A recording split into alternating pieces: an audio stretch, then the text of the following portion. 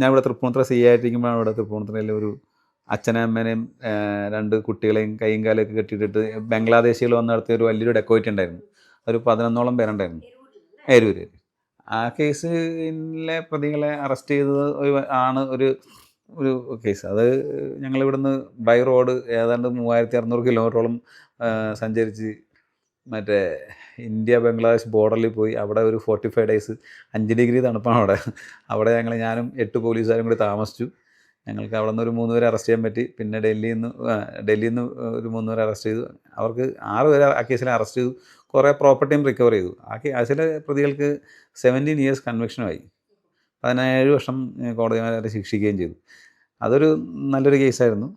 പിന്നെ ഇവിടെ ഒരു ബ്യൂട്ടി പാർലറിൽ ഒരു വെടിവെപ്പ് ഉണ്ടായിരുന്നു. ആ കേസിലെ പ്രതികളെ അറസ്റ്റ് ചെയ്തത് ഞാൻ തന്നെയാണ്. അങ്ങനെ 2 കേസ് ഈ റീസെൻ്റായിട്ടുണ്ടായ കേസുകൾ 2 ഉള്ളൂ.